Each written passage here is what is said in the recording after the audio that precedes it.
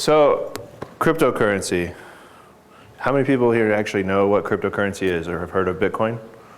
Heard of. Okay, all right. At least we have that. So, what is it? Basically, cryptocurrency is digital money. It's money that exists in the cloud. It also exists on this centralized ledger that everybody who is involved in cryptocurrency can have a copy of. The whole point of it is to be completely decentralized. It's actually the exact opposite of a centralized bank. So if you think about what we have right now, where we have, say, the US government kind of does control the monetary system we have, cryptocurrency is exactly the opposite. Instead of top down, it's bottom up. Everybody that's involved helps control it, helps manage it, can be involved in the development of it, can be involved in the distribution and the verification of all the transactions. So, trying to figure out why Bitcoin was created. One of the biggest reasons was that they wanted to decentralize. They wanted to create currency that was independent of a government, so we couldn't have things like $1 trillion coin.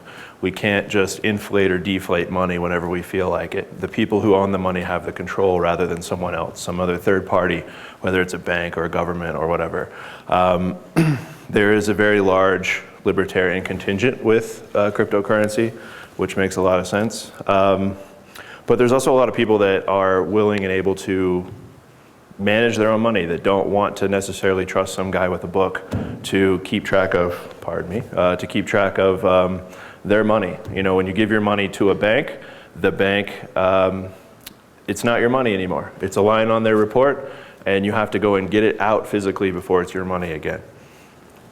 So the biggest thing about cryptocurrency is everybody gets a copy of that ledger.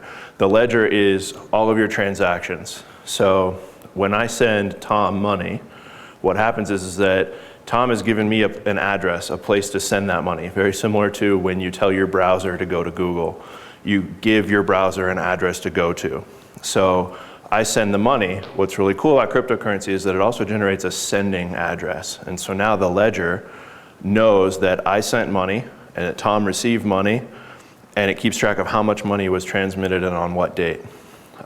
So when you go and you download your Bitcoin wallet, you can actually download this entire ledger and you can see where all the money has ever gone. What's really interesting about that, though, is that the sending address is completely anonymous, as well as the receiving address, unless you tell people what your addresses are. If I go and say this 32-digit character string is mine, now people can know that any money that goes there was money that I received. So you can be as anonymous or as public as you want to be. So I talked about a wallet. A wallet can be a bunch of different things. You can have a wallet that's an application. That's what most people have. You can have a wallet that is associated with your phone number. You can have one that's on your phone. You can have a piece of paper that's a wallet. The way that that works is that you have a private key. So if you know anything about cryptography, you have a private key and a public key. The private one is basically the thing that opens up the gates to being able to decode all the information that is encrypted. So a wallet is basically just an encrypted file of all of your sending and receiving addresses, and the private key lets you get to that part of the blockchain, which is the ledger that has all the data on it, to see how much money you actually have. So when you have a digital wallet, so an application on your computer, it uses the private key to go out to the ledger and get all the information about you and says, you've got 15 Bitcoin. Personally, I'd be really happy if I had 15 Bitcoin. They're worth $300 a piece, and that would be pretty nice. So you can also take that private key, generate it, write it down on a piece of paper, destroy the application that had it stored, go and bury that piece of paper out in a field, and start sending money to it, to the address in the ledger, and then whenever somebody goes and finds that private key, they can take it back to their computer, type it in, and now they have access to all that money. So this is where controlling your money comes in. You have to keep your private key private so that nobody else can get it. It's the same thing as if I handed you my wallet and said, don't spend my money, right? So we talked about how there's so many other coins. There are over 1,000 coins right now.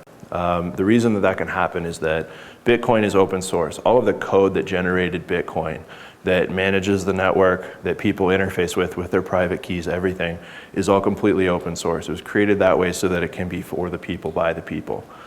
What that means is that anybody can go and take that code, copy it, change the name, change some settings, make it live. If they can get enough people behind it, you create a new community around the coin, and the community is what gives the coin value. So let's go back to the US dollar.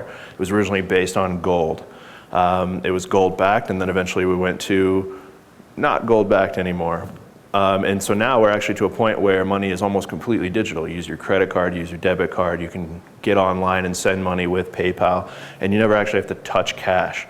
Bitcoin is very similar. You can do that as well. With US dollars, what gives it value is our government, our military, and our people, and all the other countries that are using the money, as well as it being the world's reserve currency. With Bitcoin, what gives it value is that there's millions of people who are buying and selling it. It's the same thing as what gives a stock value. So if a bunch of people don't buy Apple stock goes down. If they all sell it, it goes down. If they buy it, it goes up. Same thing with Bitcoin. Its value is completely by the community. So there's some things that Bitcoin is really good at. One of them is moving a large amount of money completely undetected. The transaction's in the ledger, but nobody knows who it was sent to or who it was sent from. Also, international money transmission is really interesting. So instead of going to Western Union and paying $8 to send money to the Philippines or China or Mexico or even Canada, I can now just go into Bitcoin, have somebody give me their address, and I can send them that money. What's really interesting is there was no fee associated with that. To get the money out of Bitcoin, there would be a 1% fee. That still beats $8 at Western Union. It beats 7% of transmitting, changing currency to yuan at a bank and then changing it back out. So that's really interesting. So there's Yeah. no charge to send $100,000 to my friend in the Philippines? So there are network fees. So there's a very, very tiny itty bitty fee, and so that goes to what are called miners. So miners are the people that actually verify the transactions. The reason they're called miners is just because of the theory that there's only going to be so many coins, and that just like there's only so much gold in the ground. And the people that are mining are doing this to both create new coins and also verify all the transactions. Once all the new coins are created, there's not going to be any more to create, so there has to be a reason for people to mine to keep verifying the transactions, and that reason is this small network fee. On Bitcoin, it's what is called like a millibitcoin, which is 8 decimals of, well, a Satoshi is 8 decimals, a millibitcoin, I believe, is 5 decimals of 1 Bitcoin. So you're talking about a couple of pennies. So it's very, very insignificant. As far as buying and selling Bitcoin, it depends on who you go through to buy and sell the Bitcoin, because the fee that you would pay to somebody is really just to offset their risk of being willing to accept the Bitcoin and give you dollars or yuan or euros or whatever. And they're really just paying the bank and then taking a small cut of that, like 1% off of that. Yeah, and so like Coinbase is 1%. They're a really well-known money transmitter for Bitcoin. Yep. Okay. So I mentioned this before, but with Bitcoin, you are responsible for your money. You no longer have an FDIC. You don't have that guarantee that if I put this money into this system, that I'm going to be able to get that money out. So if I go and I put $1,000 into Bitcoin and I have it sent to my wallet, and then I go and publish my private key to the internet, guarantee you in less than 5 minutes my money's gone. Say what? Right, so with an application that you can use, you can actually encrypt your software behind a password. My password is greater than 14 characters. I won't say how many. And it has a lot of different characters in it, so good luck. The other thing is back up your wallet. You can actually take the private keys that are encrypted and back those up to a third party, to a USB drive, write it on a piece of paper and stick it in a field. There's also a company called BitKey that you can actually generate. You encrypt your private key with a password that you know, and then you give them that encrypted version so they can't break it up. and they will actually etch it into a piece of aluminum because paper dissolves, right? It can go bad, it can go away, it'll flake away. But aluminum that's been etched will last a lot longer. So they actually will create a really cool aluminum card for you, and then you can stick that wherever you want. And because it's encrypted, you could give out copies of it and it won't matter because you're the only one that has a password for it. But yeah, there actually are some computer viruses right now that when you get them on your computer, they immediately scan the entire drive for a wallet.dat file, which is where your private key is stored, and then copy it and transmit it. And so if you get that virus, your money can be gone really, really quickly. So yeah, it's really interesting about putting the onus of responsibility back in the people's hands for cryptocurrency. It can be really dangerous, but it can also be very positive. Yeah? So the question arises when you lose your Bitcoin. Mm-hmm. You call up the police department. You tell them you just got robbed. What happens? So when you get robbed of your Bitcoin and you call the police department, the first thing that'll happen is the police will go, say what? Because they don't know what the hell a Bitcoin is, right? Very few people do. And then they'll laugh and they'll call you a nerd. And then when you've explained what this whole thing is, they'll say, well, do you have any idea of who took it? And you'll say, well, I know where it went. And they'll go, okay, well, give us that. And you send them a 32-digit string of numbers and letters and the address to the blockchain website that address is on, and they can't do anything with that. So this is one of the things that I'm going to get to right here, which is that Bitcoin can be used for very illegal activities. So you can actually go and you can create a wallet. You can encrypt that private key, and it's a password that only I and you know. And I can put a whole bunch of money in there, and then I can mail you that private key. You open it up, you decrypt it, and now you have all this money, and there's no trace of it coming from me to you. So that can be very daunting. That's why a lot of governments don't like it, why they don't want it. They also don't control it, and it was made by the people, so they don't like that either. It can be very scary, but can also be a really good thing, right? Like I'm talking about, you have migrant workers that want to send their money home. Rather than giving away a large percentage of that money, they can now transmit it back home, and they get as much as they can back to their families, which is huge. There's a lot of companies actually that are working on that right now. So there's another thing. Some of you may have heard of Mt. Gox. It was an online exchange site that a lot of people had money in that system. Well, the first rule of cryptocurrency is you're using cryptocurrency so you don't trust someone else with your money. All these people had their money in this big centralized system. Well, it got hacked. They didn't update their software, and they got hacked, and they lost like 850,000 Bitcoin, right around the time when Bitcoin was worth $1,200 a piece. It was a lot of money. I know of 5 or 6 people just in the Denver area that lost in the range of $50 to $1 million. Some of them aren't saying, they just say there's a lot of zeros involved. So there's also other illegal activities like Silk Road. So Silk Road was a site that was taken down by the US government. Basically what happened with Silk Road is that they were an anonymous Tor site. So they were dark web, basically. You can't just get there from your computer. You've got to go through a Tor server to get to it. And what they were doing was allowing people to buy and sell drugs, buy and sell humans. You could put up murder contracts. You could do all kinds of stuff. And it got taken down pretty quickly. And there were 3,500 Bitcoin in that deal.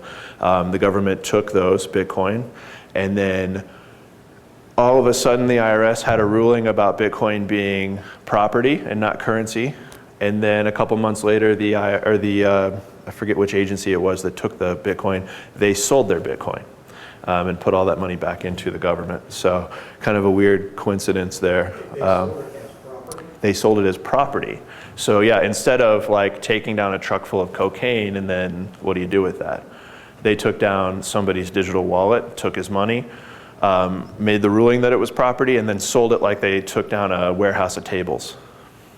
And one guy bought all of it. And the government got a really nice bunch of money from that. The other thing about the property deal is that now when you go to calculate your taxes, which you can do with the IRS because of the property ruling, you actually have to calculate as capital gains tax and not income, which some cryptocurrency fanatics are against because you have to literally know what every transaction was worth at the time of the transaction. It's actually not that hard to figure that out. But I'm actually kind of for that ruling, and it kind of came in your favor because Bitcoin and all the other cryptocurrencies I'm involved in are way down, and I hope they stay down until Christmas because I'm at about $5,000 and it's going to look awesome on my taxes. So I'm really excited about that. So the other thing I want to talk about was what's good about cryptocurrency. There are some big box retailers that are accepting cryptocurrency right now, and the theory of why the price is going down right now is because, one of the theories at least, is that there are so many big retailers that are accepting cryptocurrency and so few people actually in the system that when they accept it and sell it off, it's causing the price to go down, just like if you were selling lots of stock and doing that churn. So Dell, Overstock, Newegg, Expedia, and PayPal are all in the cryptocurrency game. But what's the conversion back to cash for them? So Big box that they take, they have a great Christmas season in cryptocurrency. But for their bottom line as a business, they need it converted to cash. Immediately, yeah. So who's the So, Reserve Board? well, so there's a couple of startups that have come up that will actually do the exchanges for you. Coinbase is one, BitPay, CoinPayments.net, GoCoin. I believe it's GoCoin that's actually partnering with PayPal right now to allow you to soon accept cryptocurrency over PayPal. eBay was actually one of the first sites that actually started to legitimize cryptocurrency, which was really weird because they didn't know very much about it, but they actually created an entire section in their auctions page for you to be able to buy and sell cryptocurrency back in March. It was very quiet that they did it, but they did it. And then since then, they've allowed, PayPal has now gone on to start to take cryptocurrency. What Dell, Overstock, Newegg, and Expedia are doing is that I pay with my Bitcoin, and then they have a merchant account with BitPay or CoinPayments or Coinbase, and those companies will guarantee the price of that Bitcoin at the moment of the transaction. We'll put the money in their account as long as the money goes into Coinbase, right? So really when I go to pay Dell for a computer, I'm actually paying Coinbase, and then Coinbase is paying Dell. And they're paying them at the moment of the transaction. So some of these companies are keeping very small bits of the cryptocurrency to play the market. A lot of them are not. A lot of them are just cashing it out immediately because they see the utility of it and they get a great marketing bump from accepting cryptocurrency. Yeah. So Matt, can you speculate a little bit about if one of the bigger retailers like Amazon and Walmart started accepting it, what that would do to the legitimizing Bitcoin and the value of it and all that? Right. So if one of the larger retailers like Amazon or Walmart was to start accepting cryptocurrency, the first thing that would happen is that they would get a fairly sizable news story out of it. So they'd get quite a bit of money just from people visiting their site and doing that. The value of cryptocurrency would probably go down initially. Because anybody who's using it to pay at Amazon is likely to cause the price to go down because of the volume of the money that's being transmitted immediately or turned back into US dollars immediately. What a really big box store like that making a move like that could do though is actually legitimize it in the market, more so than Dell, Overstock, or Newegg, right? Dell and Newegg tend to be more nerd-centric, and they're the ones that are doing most of the volume. Overstock's been in the longest. Expedia just announced this last month. It would be really interesting, actually, because you could see the more that this stuff gets out into the market, the more that people hear about it, the more news stories, the more likely you're going to have, like what I had the experience of, my grandma sending me an email joking about Bitcoin. That happened 3 months ago, which to me tells me that the wider market of humans in the world are starting to see Bitcoin and starting to understand it and try to figure it out. They're probing. They're trying to do that. Someone like Amazon accepting it could knock that right over the edge, and a lot of people could jump right into it. I think that there's still a lot of learning that has to go on, and there's a lot of obfuscating the nerd speak and the libertarian side of this that has to go away or be completely whitewashed before the larger community is going to start working with Bitcoin. There is one actual, there's a company called Circle that just started doing basically Bitcoin banking. They will take your US dollars and they'll actually insure it for you, just like the FDIC does. They have a fairly large insurance plan to cover all of that money. And then US currency, or they take your Bitcoin? they'll take your US currency and then you can get Bitcoin out and spend it as Bitcoin. So it's very much like an exchange. So like Coinbase, I say I want to buy 0.86 Bitcoin. They tell me how much it is and I send them the money, right? What these guys will do is I'll put $500 in. And then when I go to spend money with my card from Circle, it actually transmits that money as Bitcoin. And so now I've cut out Visa, MasterCard, American Express, US Bank, Bank of America, and everybody else that has these networks. I've completely cut them out. The difference between Circle and all the other guys is that they have this amazing insurance plan to actually cover if anything ever happens to your money. Who is the backer? I don't know. And a lot of these companies are not saying who their backers are. All the money transmitters have to have a bank behind them, according to FinCEN regulations. And to be a money transmitter, you have to meet certain requirements. And so someone like Coinbase or BitPay or Coin Payments, they'll have a bank. And that's part of your fee, that 1% that you pay on when you transmit between US dollars or exchange between US dollars and Bitcoin. Part of that 1% goes to the bank, because they're the ones really covering that risk. And then the rest of it goes to the profit margins of that company that's handling all the exchange transactions. Yep. Do you have a question? Is there trading and speculating and Oh, yeah. options and spreads? Yeah, so there's tons of trading online, and it's all digital. Some of it's actually real-time trading.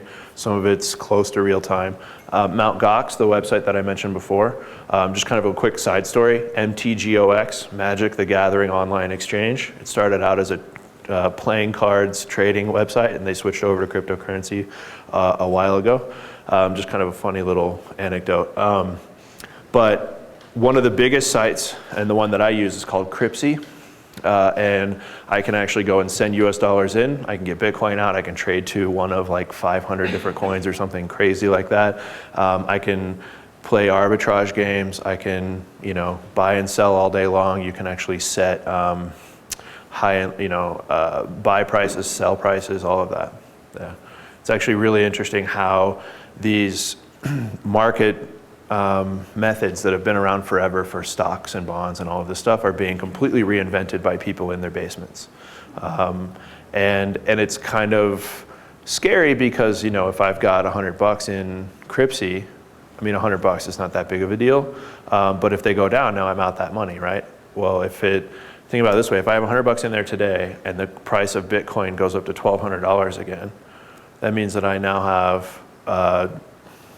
what's that, I've got $1,200, right? $400 out of my 100. I might want to get that out, right? Because it's a hell of an exchange rate that I just got. And if they go down right after that happens, just like Mt. Gox did, now I'm out of that money. So this is why you don't trust anybody with the money that you can't afford to lose. Keep the money in your wallet, encrypt it, keep it safe and backed up. So in other Yep. words, you can trade, let's say, US dollars against Swiss francs or yen. You can actually trade crypto? Yeah, so you can trade cryptocurrencies. Same way. Yeah, actually, and you can actually trade US dollars to cryptocurrencies to yuan if you want. Yeah, and so there's actually another company that's come out recently called, now I'm forgetting this. I can't forget this site. Stellar. So Stellar, it's stellar.org, STELLAR.org. What they do is they've created their own cryptocurrency, which becomes the pipe for transmitting money. They will guarantee the transactions on both ends. They're actually a nonprofit. And what you do is that they've created ways for you to make endpoints. So someone like Apple Pay could create an Apple Pay endpoint on the Stellar network. And you could, oops, there we go. So what you can do is you can actually put US dollars in, get yuan out the other side. You could put US dollars in and get Bitcoin out the other side. And they'll do an instantaneous transaction. They will move that money for you, and they will keep it all in their own, in that ledger of the Stellar coin. So like people do, all day will, for example, trade a currency. You know, they so, Bitcoin's going down, so you buy puts, Yep. You can make money probably, say, if more people going in, you probably go even lower, so you can make some money on that. So you will use that. You will use the Stellar, basically, network to... Well, so Stellar is actually just created for the transmission of money, but the coin, the Stellar coin, you could trade that if you wanted to. So other people could buy into Stellar and then trade it against Bitcoin or against US dollars if they wanted.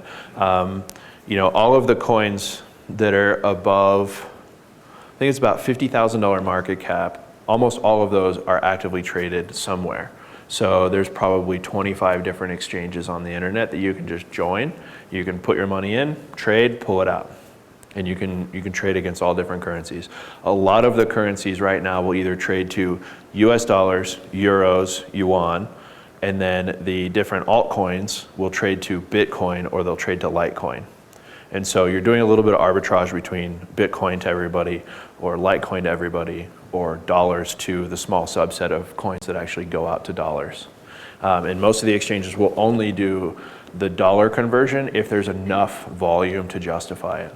So I think Cryptocurrencies does 8 different coins right now to dollars, just because it doesn't make sense for them to build all this infrastructure to take a $2,500 market cap coin to US dollars. So your question is, am I paying a transaction fee for every time I exchange from one currency to another? It depends on the system you're using. Stellar will be extremely low or negligible for their exchange rate. So they'll exchange like dollars into Bitcoin too. You take that Bitcoin and trade it into something else. So yeah, what you would do is you would actually you would pay Stellar the dollars. They would move the money across their network, and then whoever receives the money on the other end could choose to take it out in whatever format they want. So whether that's Bitcoin or yuan or euros or whatever. With Coinbase, you pay 1% to get your Bitcoin. You pay 1% on the way in and on the way out. With Cryptocurrencies, it's actually 0.25% to make a trade. So whether that's to Bitcoin or out of Bitcoin, to Dogecoin or out of Dogecoin, 0.25%. So it's really small exchange rate. These guys are doing millions of transactions a day though. So buying Bitcoin, we're getting charged a transaction fee just to buy it. So this is the thing that's really interesting about Bitcoin. Right now, the way that it's set up, it favors retailers. So because if I'm a retailer, I'm at Amazon or Expedia or Dell, I'm going to pay 2.9 plus 30 cents on every transaction that's made with a credit card over my website, right? Or what is it, 25 to 75 cents for an ACH payment, right? So with Bitcoin, the consumer pays the 1%, and then the retailer saves that 2.9 plus 30 cents. So really what the retailer is paying is that other 1%. So they're saving 1.9 plus 30 cents on every single transaction. Aren't they paying something when they convert back to cash? Right, so that's why I took the 1% off. So if they're paying 2.9 plus 30 cents now, and then they have to convert to cash or to US dollars to fiat currency, they lose the 1% there. But that's all. But that's it, right, instead They of, must be pissing off credit card companies. yeah. And if I was a credit card company, I'd be jumping into the Bitcoin business. So, and that's really interesting. So if I was a credit card company, what I would do is I'd create my own coin and I would replace my network with a cryptocurrency ledger. It would be a huge monumental move, technologically and monetarily, but you would actually be able to guarantee money transmission every single time. You would be able to know exactly where every single penny went and exactly at what time. Where right now, they've built all of these systems, they've built all of these databases, they have all these networks, they have cell phone lag, they have dial-up lag, they have internet lag, all of those things that cause these little weird problems and reconciliations, where with a cryptocurrency network, that reconciliation happens on every transaction. So the question is whether or not all the transactions for cryptocurrency go through a central hub. So what happens is that when I send money, I tell my wallet program or my exchange to send this money. And what they do is that they use the private key that I have to access the ledger and write to the ledger. And then what happens is that based on the block time, so we're going to get kind of technical for a second. So the block time is a set amount of time. With Dogecoin, it's 30 seconds. With Bitcoin, it's 10 minutes. And what happens is that during that 10-minute gap, all of the transactions that happen during that 10-minute get put into what's called a block. And then the miners, those guys that verify the transactions, those guys have computers, they have these actual mining rigs, which are computers that they've custom built or bought. What they're doing is that they're going through that entire block and they're looking at the entire history of the individual pieces of coins that were sent. So if I send 1 Bitcoin to you right now, that 1 Bitcoin could be 50,000 tiny little pieces of other Bitcoins, right? So it's kind of like saying, okay, I spent $1 at McDonald's. Well, then they gave me 25 cents back, right? So when I send you $1 in Bitcoin, it came from an original Bitcoin that was minted, and it got segmented up based on how people spent it. And so these miners are actually verifying that this quarter of a Bitcoin actually existed at one point, that I actually owned that quarter of a Bitcoin, and then that I gave it to you. And they're writing that information to the ledger. And so you can actually go and look at the blockchain, and you can see that when I sent you 0.25 Bitcoin, it was 0.05 from here, 0.1 from here, 0.1 from there. And that all of those came together to make that 0.25 Bitcoin. So that original Bitcoin, in essence, has its own virtual DNA. Yes. So no matter how you blow it apart, it traces back. Absolutely. And you can track every tiny little bit of it. And so Bitcoins are actually segmented up to the 8th decimal. And a 1 at that 8th decimal is called a Satoshi, which is named after the original guy who, mythical or not, suggested the Bitcoin project, suggested having a decentralized monetary system. His name was Satoshi Nakamura. Or Nakamoto? Yeah, where is he? They don't know. So, yeah, so basically, this guy created a white paper and he put it up online in a place that a lot of people found it, and then created a discussion. And for a couple of years, people sat down and talked about this thing, and they started creating software, and they put this thing together, and that's how they came up with the blockchain. That's how they came up with miners and this verification system.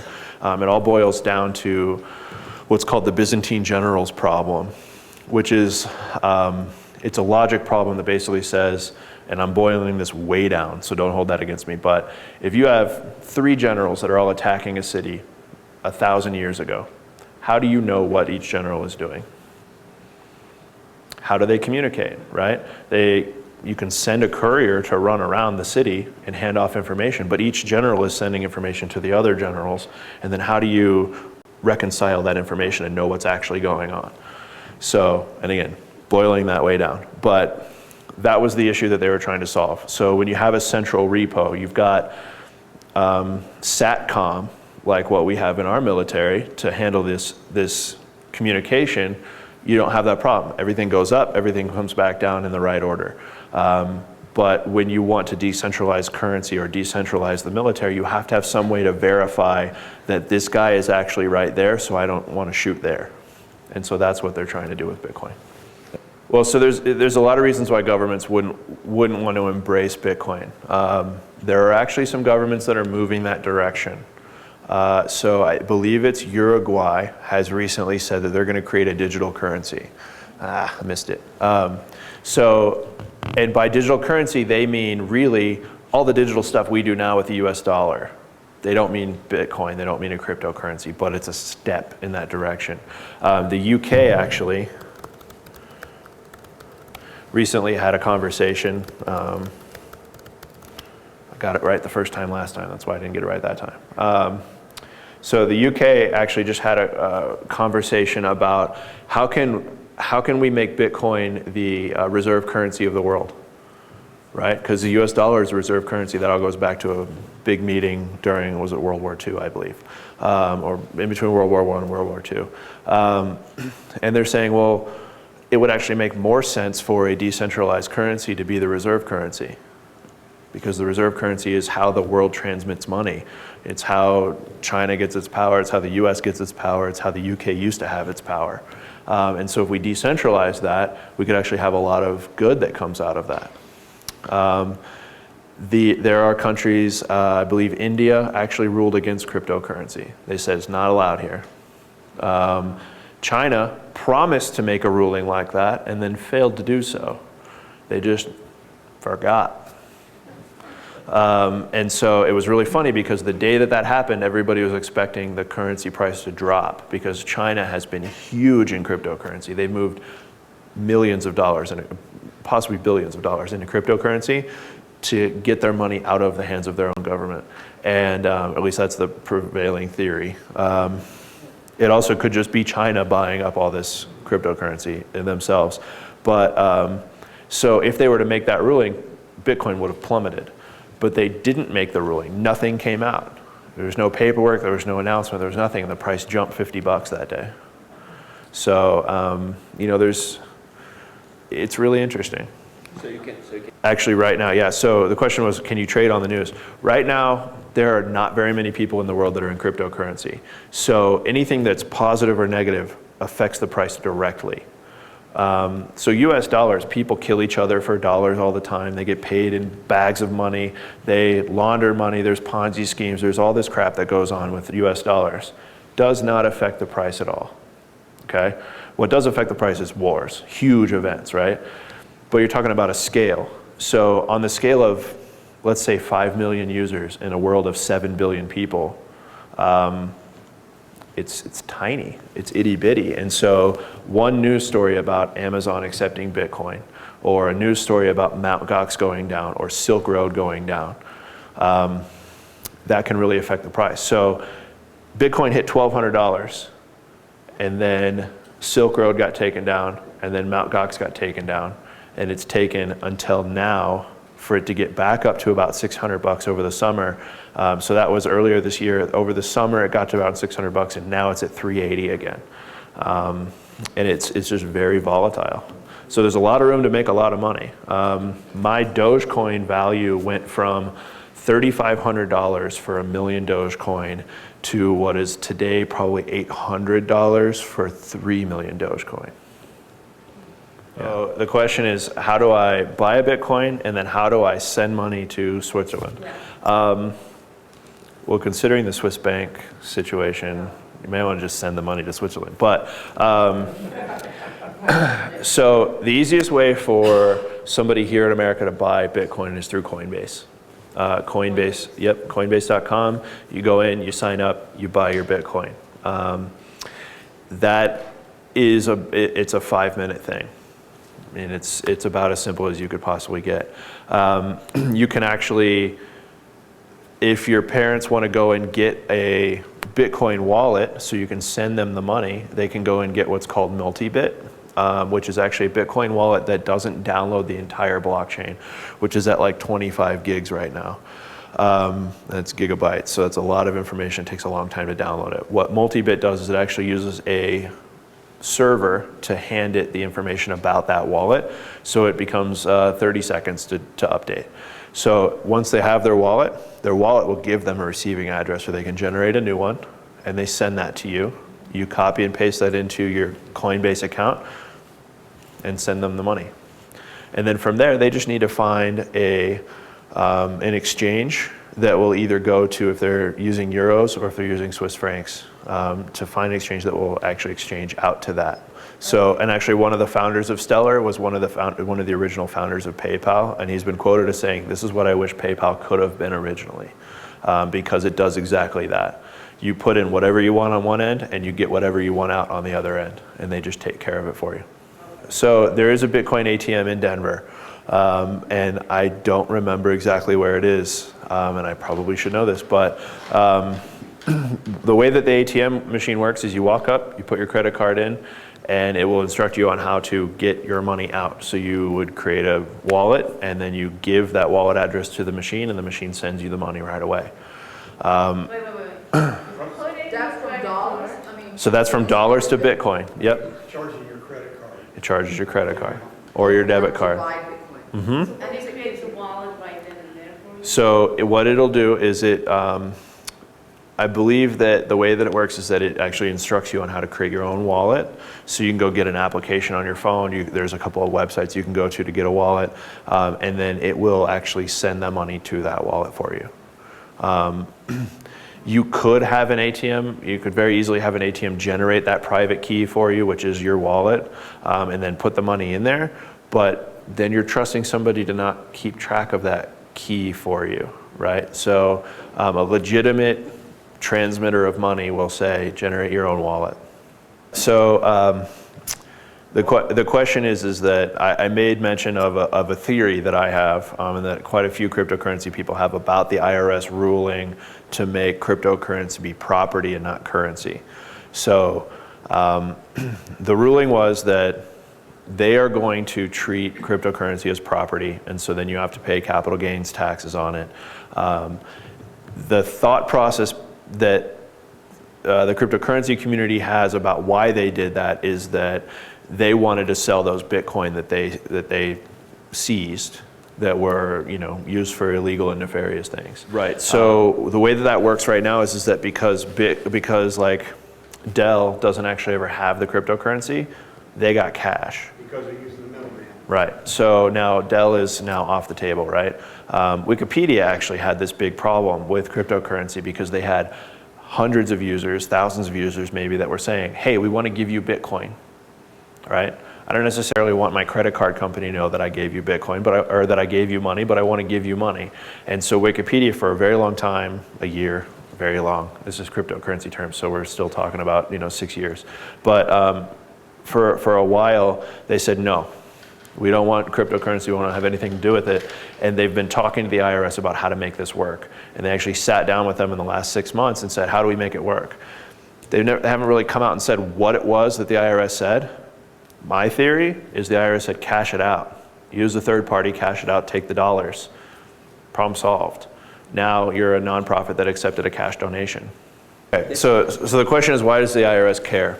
The IRS cares because they have to make their money, right? They have to make the money for the government. And so it's their job to say, if I was to give you a box of t-shirts and you were to give me a car, I'm supposed to be taxed on that. Yeah, every single barter transaction that you do, technically you are supposed to be taxed. You're supposed to be taxed on the cash value of those items.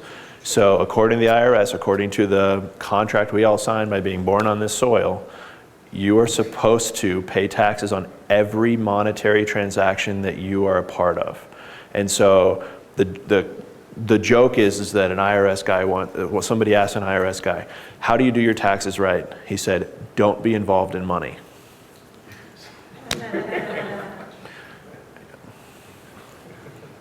Yeah, I mean, that's the thing, right? They want to have their cut. They're saying, look, if you bought a car with Bitcoin, if you're the guy that bought the Ferrari or the Lamborghini, whichever it was, with Bitcoin, you need to pay taxes on that because a product was sold and there are sales taxes and there was income that was made, and that needs to be paid because otherwise we can't pay for roads and wars and tan suits. Is there? In theory, there is a way to take a bag of cash, however large the number, and turn it into cryptocurrency. The reality of that is that you would need a lot of people who own cryptocurrency to show up at the same place at the same time and being willing to take your questionably dirty money.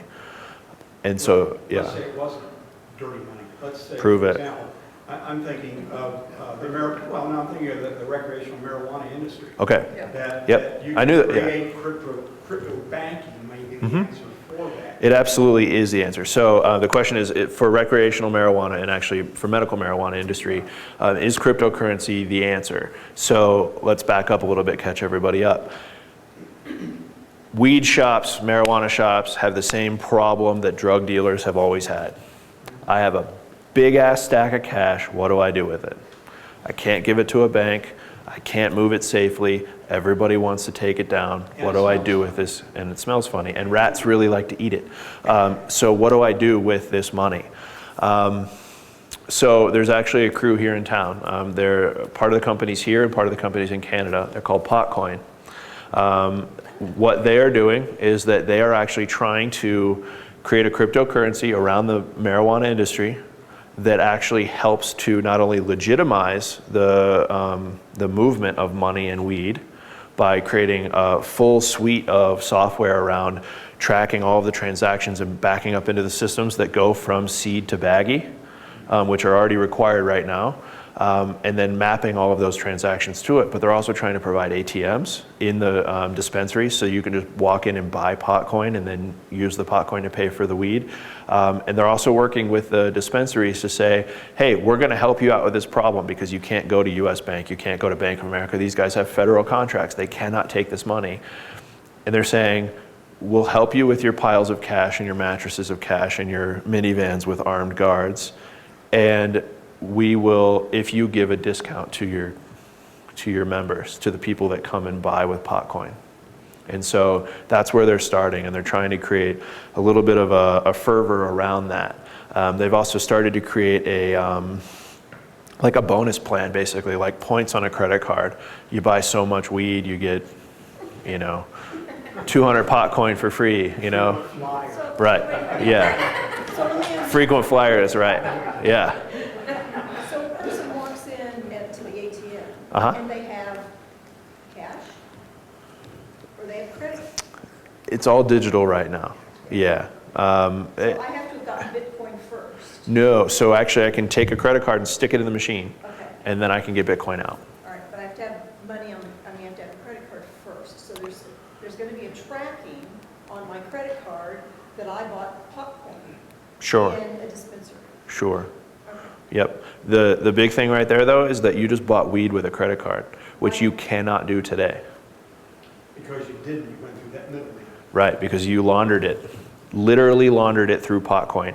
The difference is that what the Potcoin guys want to do is they want to say, yeah, we're all stoners, but we understand the rules, we understand the laws, and we're going to be 100% legit from the start. So reporting, full on, having the ledger of my personal transactions, all of that, so that when the state comes in and says, hey, I see you're taking a lot of Potcoin, they can go, right here, there's all the information you need. You have every single transaction down to the penny.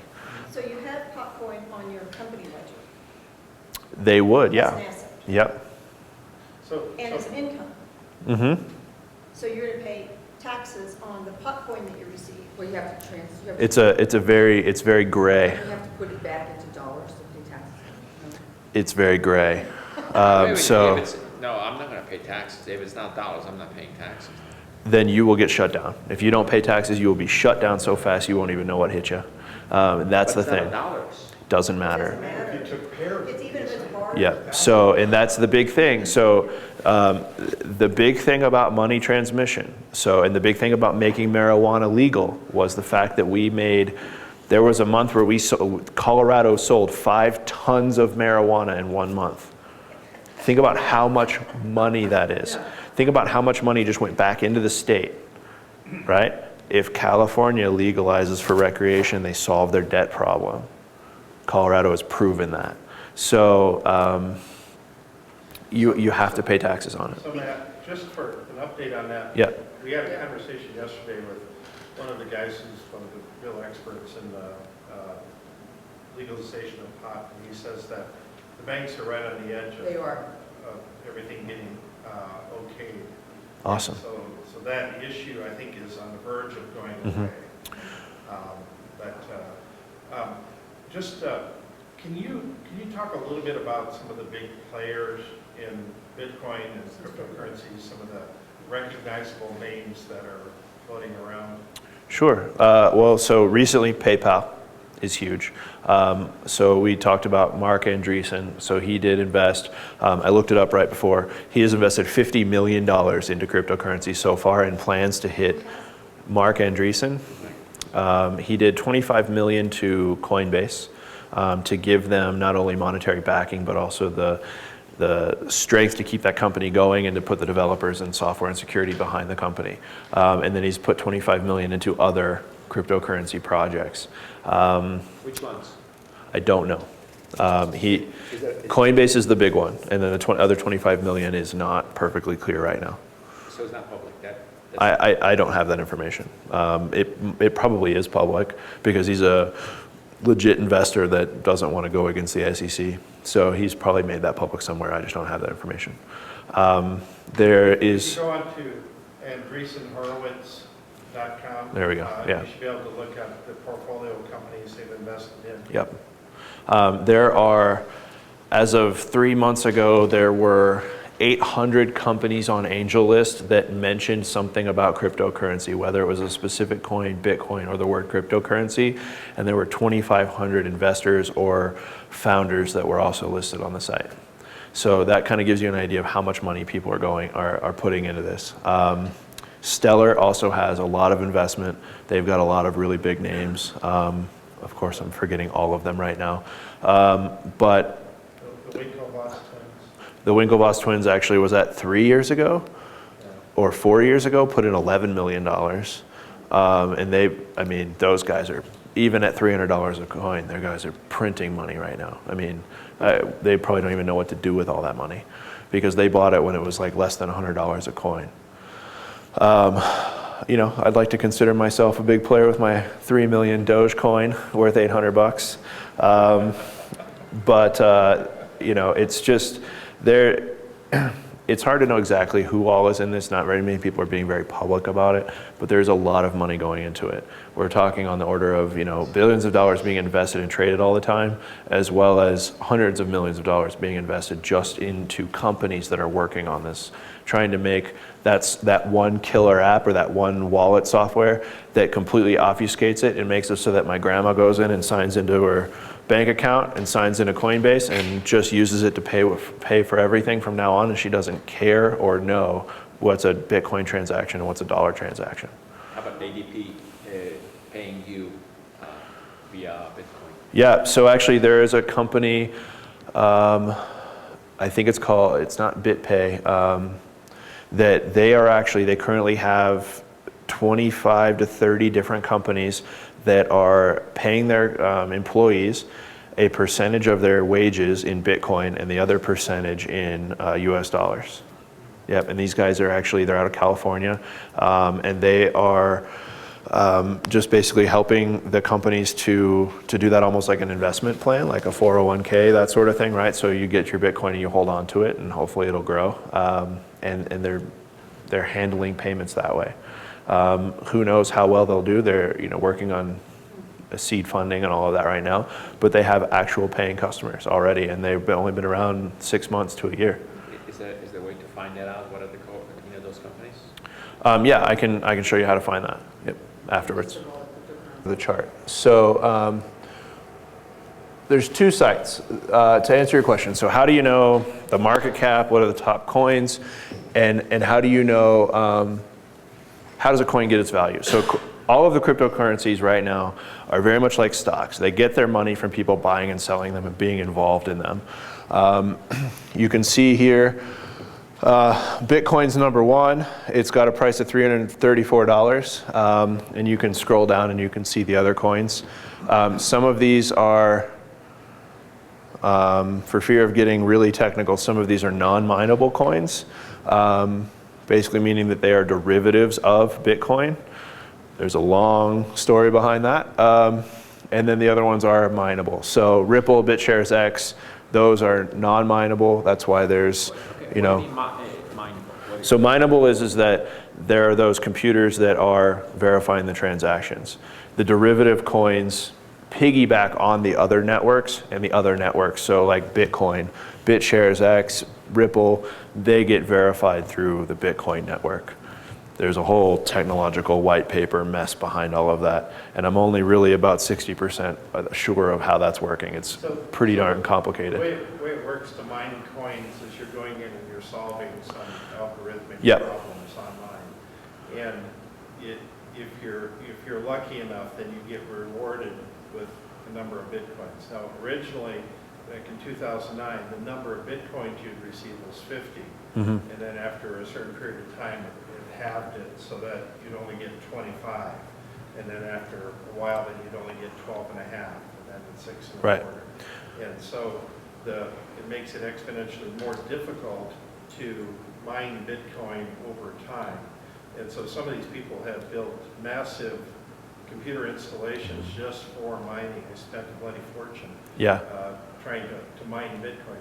And at this point, Bitcoin is 62% mined out. So there's 21 million possible Bitcoins, and 62% of it's been mined. So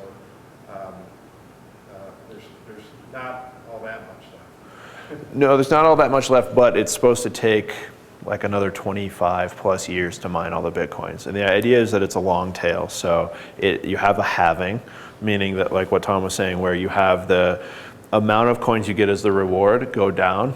But the idea is that it can be offset by the transaction fees. So as the reward goes down, the transaction numbers should go up, and they should be able to offset each other. And so you're still only going to get those 1 or 2 or 25 or whatever coins that exist at the halving, but more people can be involved, more hash rate, meaning the amount of transactions that can be verified at the same time. So you're doing these cryptographic algorithms, and you're also verifying transactions for the network, and you're basically providing the computing power behind the cryptocurrency. One of the biggest data centers in the world is actually in China. These guys go through hundreds of power supplies every day. They literally have piles of power supplies that they've burned out. And there's 3 guys that run this mine, and it's just a big warehouse full of computers, and they just walk up and down the lines and look for broken equipment and replace it. Turn it right back on, and it keeps going. There was a guy in Washington State in March that was making $8 million a month on Bitcoin alone, just mining it. And he was close to a hydroelectric plant, and it was super cheap. And so for him, the cost of power was so low that it was completely profitable. For me, I had 2 miners running in my basement for a month and had a $500 power bill. So, and that was in the middle of the summer. So my AC unit was fighting my cryptocurrency miners, and then also the sun. And so I think we spent about 150 on AC, about 250 on mining, and then the rest was made up on refrigerators and computers and stuff. You'll save it back this winter. If I could keep that heat somehow, yeah. No, the answer to that bill was, you're done. So I had to turn them all off, and I sold my miners. What do you mean miners? So my miners were they were computer chips mounted on boards in a big machine that I bought from a company that makes these miners. I actually originally had one that I built. It was 3 really high-powered graphics cards that were doing the GPU calculations to do the transaction verification and all of that.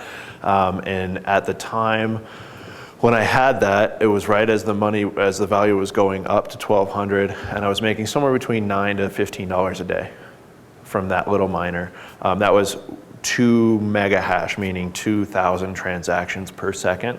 The miner that I had that cost me $500 was 67 mega hash, and it was 4 months later, and it cost less than the original miner. So that's one really cool thing about Bitcoins and cryptocurrency as a whole, is it's pushing this hardware technology forward extremely fast. And so we had the algorithm behind Bitcoin is a CPU calculation. The algorithm behind Litecoin and all the derivatives of Litecoin, like Dogecoin and a couple others, they are a GPU calculation. The idea behind the GPU calculation was, well, graphics cards are really hard to make and they're really expensive, and so it kind of makes it the mining algorithm for everybody. Well, then somebody said, how do we fix that? And they started mounting those chips on boards and throwing 1,000 of them in a machine and got it to work and to be somewhat efficient so that you were making more mining than you were spending on electricity. And now I literally went, 27x on the same miner for half the price. So Matt, very obviously, this is like the nerdiest Yeah. on the planet. Yeah. It's really fun. There's so much stuff that you can get super deep. Actually, somebody last week, 2 weeks ago, figured out how to do the Bitcoin transaction calculation on paper. And he can do 0.67 hashes per day, which is like you might make a penny in 4 years if you were doing it 24/7, right? I mean, it was nothing, but you can do it on paper. And there are so many roads you can go down. The really cool thing about Bitcoin, more than the money, more than the value, more than all the people getting into it and the companies and all of that, is this thing, the blockchain. It being the ledger that verifies all these transactions, there's so many uses for the blockchain. You could actually create a derivative coin like a BitShares X or something like that that has one token, and I'm going to go kind of vague on this, but so you burn a Bitcoin, you say it's worth 1 million tokens, and you give one token to every citizen of a group. They can then spend that token to vote for their candidate. So now you know who voted for who, or you know that everybody voted more than who voted for who. You could even say, I 60% like the Green Party, 20% like Democrats, and 20% like Republicans, so I'm going to split my vote that way, right? There are people who are doing contract negotiations over cryptocurrency. They're actually digitally signing the contracts with the cryptocurrency tokens. You could create tokens, or you could create your own cryptocurrency that are actually mapped to shares of your company. Reddit is actually talking about that. They just raised $50 million, and they're going to use 10% of that money to actually create a crypto coin or to create a token. They haven't announced it yet. And then they're going to use that as the, like, basically tipping currency on their website. So now all the users of the website they can buy into the company and have what equates to a share of the company in this coin, and then they can tip it out to people if they want. So rather than an upvote, they give them a tip? Sure. Okay. Yeah. So can you speculate a little bit on the future, where this is going to go 5 years, 10 years from Right. now? And also talk maybe about where the opportunities are. I mean, there are lots of things floating around, and when does it get past the nerdy stage? Okay. So I'll start with where does cryptocurrency get past the nerdy stage?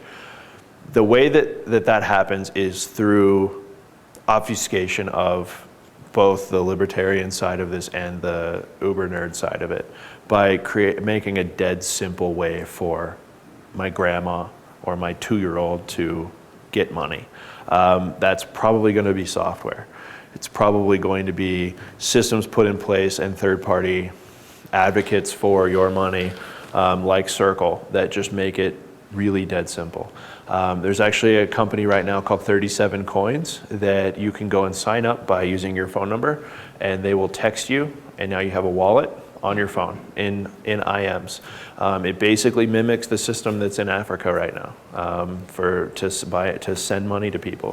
You can go to I think it's Vodafone that provides that in Africa. You can go to a store and you can say, okay, it's $10 and send $10 over your phone. They get it right away. Problem solved. Problem with that, Vodafone owns that money. They own that market. They know how much a token in their system maps to a Zimbabwean dollar or whatever.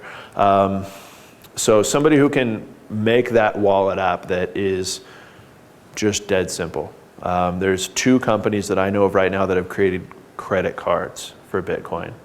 So it just backs up into your wallet. You spend the money out of your wallet with a card. The trick with that is now you're directly fighting Visa, MasterCard, Discover, and you're probably going to have to convince retailers to buy a separate device or add the swiper to their computer or their POS system. It's still quite a bit of a curve there. As far as the future,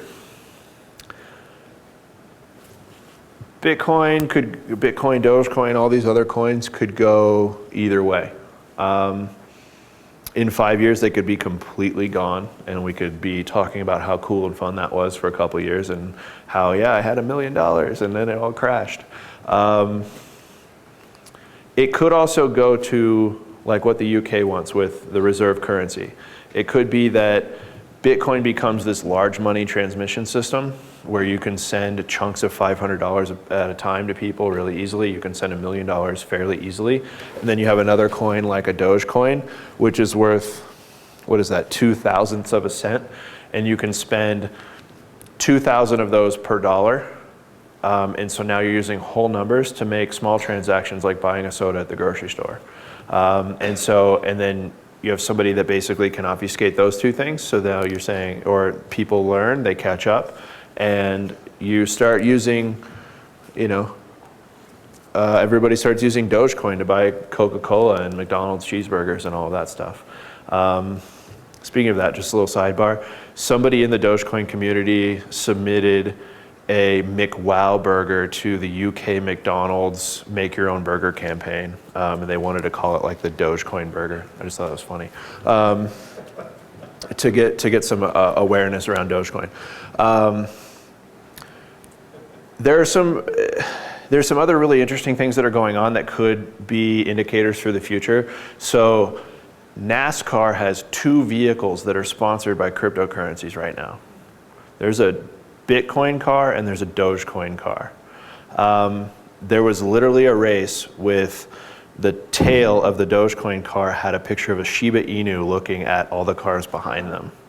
And it just said, like much wow and Dogecoin on the side of it.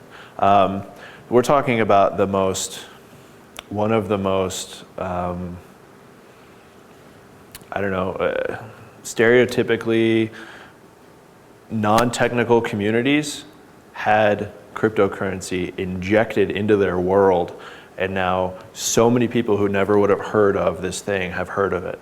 That is a huge step. Whether or not any of those people sign up in the next year, they've heard of it. It's one more step towards them adopting it. That's smart market. Yeah, it's huge. Also, the Dogecoin community, just to put this out here, is one known as the nicest place on the internet. It's reddit.com/r/Dogecoin. They also are, they're like terriers. They're like really taking up this Doge thing. They will go every time that Doge car is on a competition online or something like that. Josh, the driver of that car, gets like 10 times the votes of any other driver. He beat out Danica Patrick for sexiest driver in NASCAR. Right?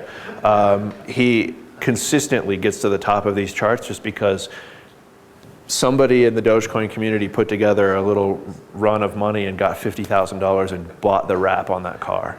And so now this guy has this huge community of people that would never have been interested in NASCAR, all of a sudden supporting him and putting him to the top of the charts, even though he gets like 23rd place sometimes, but he's still at the top of all these charts for like best driver and most famous community and sexiest driver. It's crazy. Also, he's a really nice guy. I've emailed with him. He's a great guy. I have a question with regards to what I don't understand is the supply and demand in terms of print, like supply of money. It's like, can they just print more Bitcoins and then the value will go down and it's all diluted, or who decides how much Bitcoin is being printed? So when the coin was made live, when it was available for people to start mining it, because the way you got the coin originally was to be a miner. Before that moment happened, when it was made available for mining, they said 21 million Bitcoin. And from now until it either blows up or completely deflates, there will only ever be 21 million Bitcoin. There was some logic behind that number. I have no idea what that logic is. On the other side of that, Dogecoin said 100 billion. Yeah, 100 billion. That's what they wanted. So kind of what you're asking about, this kind of is pertinent here. This is the currency for Zimbabwe. Yeah. And this is between 2006 and 2007, where the value of the currency was spiraling out of control.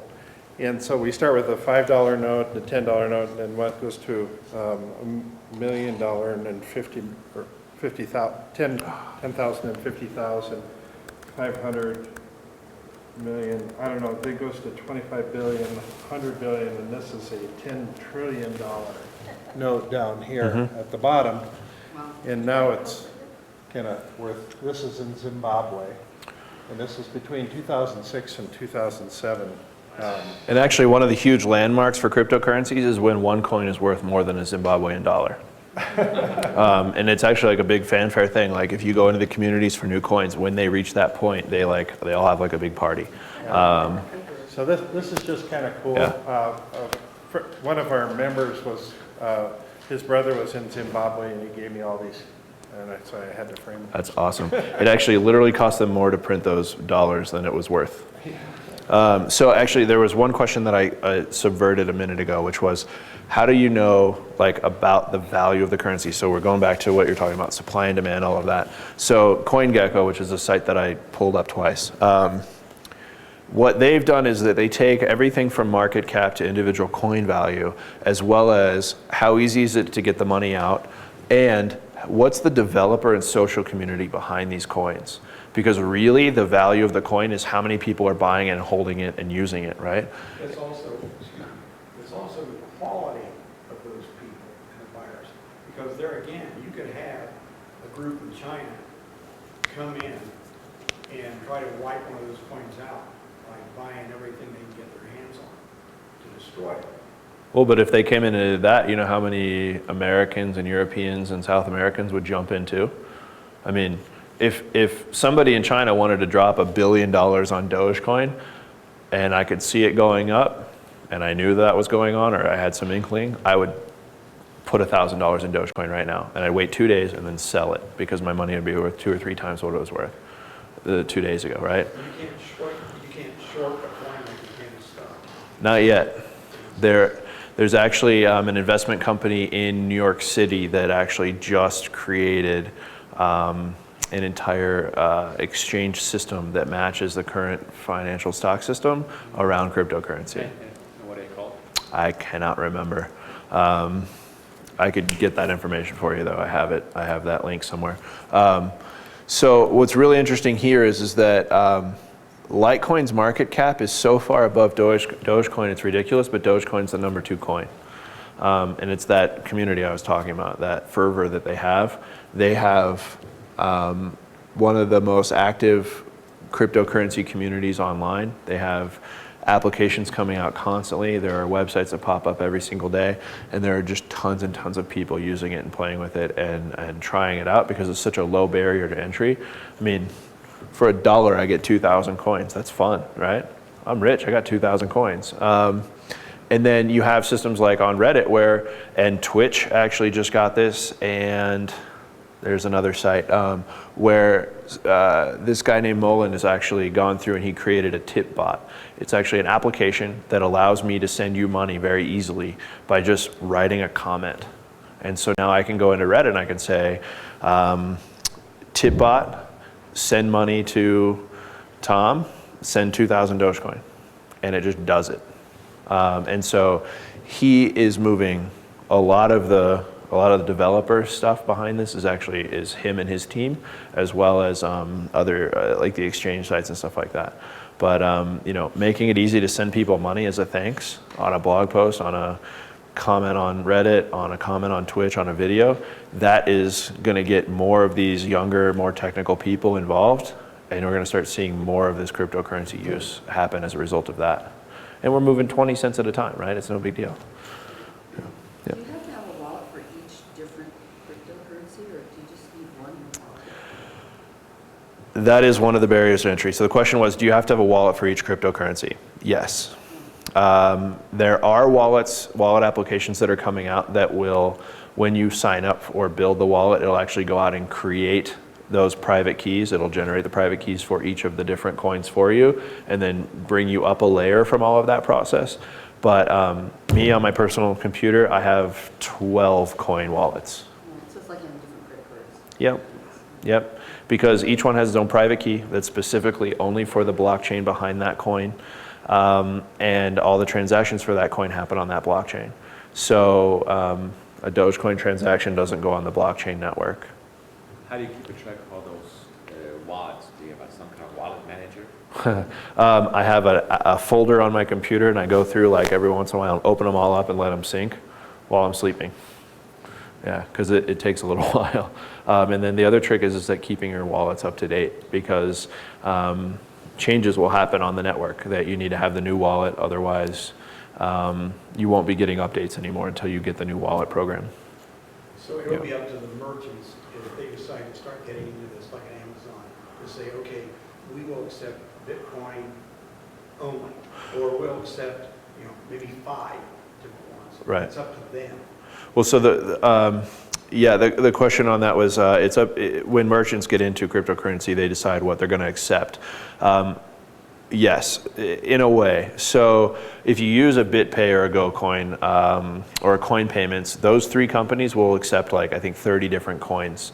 And they all handle the transaction for you. When you go to pay, you hit a button just like a PayPal button, and you say which cryptocurrency you want to send. They handle the transaction and then send Dell the money, right?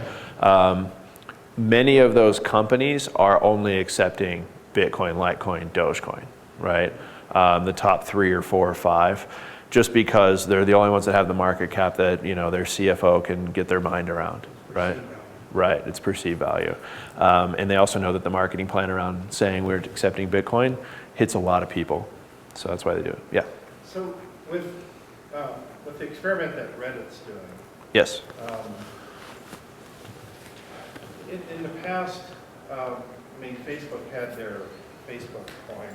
Mm-hmm. Wouldn't it make sense that Facebook or Twitter or some of the social networks could actually get into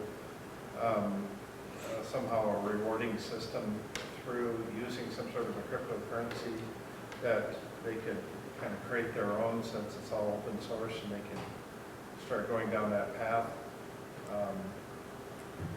It just seems like that might be a logical extension of direction that this might be heading. Yeah, so the question is, what Reddit's doing with creating their own coin and using it for whatever purpose, whether it's giving it back to the community or for tipping or whatever, can anybody do that? And the answer is yes, anybody can do that. There's going to be a tipping point though, much like Facebook dollars, MSN points, Xbox points, all of these different point systems, where someone like a Dogecoin who already has the infrastructure for tipping on Facebook, on Reddit, on Twitter, over text message, and on Twitch, where somebody aggregates all of those applications and then makes it easy for these other companies to get into it without having to do very much. The fact that somebody's already built that software means that either somebody else will build it or somebody, like I said, will buy it. My joke about Bitcoin before I got into it, and I'll have to find this Twitter post somewhere, but I basically said at some point we're going to have a Coca-Cola coin. They're going to start giving away cryptocurrency on the side of a Coke can like they do sports tickets every once in a while as a reward system, because why not? Apple originally banned all cryptocurrency applications or wallet applications from their from the store, from the App Store, and then all of a sudden, a couple months ago, they released the ban and let them all in. There was also some legal work that was done that made a lot of people think that Apple was creating their own cryptocurrency as part of Apple Pay. Because think about it, if Apple could do what Vodafone's done in Africa, where they create their own coin, they become the centralized people for that. They own the exchange, they own the blockchain, they do all of the verification of all the transactions. They handle everything. They can set the price on it, right? So they're just back to being their own centralized repository. So they can use the technology and still be that central authority or be that central bank for it. And then they can actually raise and lower their own stock prices that way, which becomes really interesting. Also really scary. Yeah. So any growth investment opportunities in cryptocurrencies that you see that exist, can exist? My money will grow if you buy Dogecoin. So please. That's what I was pitching it. Yeah, no. We thought it was donkey coin. Yeah. There's like 7 different ways to say it. So I think that the growth right now, the growth opportunities are, the price is low right now. It's low again, and it will go back up as more people and more companies get into cryptocurrency. I think looking at the companies and what they're doing for like Stellar, like Coinbase, and seeing what they're doing and possibly being an investor in that. The market is low enough and the market caps are low enough that once the those stock investors start getting into it, once companies like Market and Boulder start reporting on it, more money is going to be poured in. And when that money comes in, the price is going to go up, and a lot of people are going to make a lot of money from it. Well, cryptocurrency is in simplest form, a liquid stock. It's about as liquid as it can get. Yeah. Because you can buy stuff with it right You now. can't buy stuff with a share of stock. No, you might be able to get a car for it. We have time for one last quick question. Anyone? What about the big international banks? Are they just ignoring this, or are they looking for a piece of the action, or what? Okay, so the question is, what are the big international banks doing? Publicly, they're shunning it and ignoring it. Semi-privately, they're investigating the hell out of it. There have been 8 different large banks that have put out public white papers on cryptocurrency. They are paying attention because they realize that now they've been the gatekeepers for international money transmission. They've been the gatekeepers for large-scale investments in governments. They are paying attention because they need to watch their own pocketbooks, and if they don't either get this thing shut down quickly or get into it quickly, then they're going to lose big time. And that's the thing, right? Because you make it illegal, but people are still using it. It just goes dark web and it's not that big of a deal, right? It could be really cool. I think also the more rules, the more regulations, the tighter the box, the more innovation we're going to get. There's going to be people that, they're going to take that left and that quick right, and they're going to do something really amazing with some crazy rule that the IRS or FinCEN or the US or China or India or the UK comes up with, and it's going to completely blow this technology out of the water. That's why I said, it's only been around 6 years, and it's completely changed since then, so predicting 5 years out is almost impossible right now. It could be completely gone because the government shut it all down, or the government could be gone and everything is done over a blockchain. It's totally possible, and it's really hard to know right now. Well, this comes to the end of our taping time. So with that, Matt, I'd like to thank you very much for your Thank you for having me. Hang around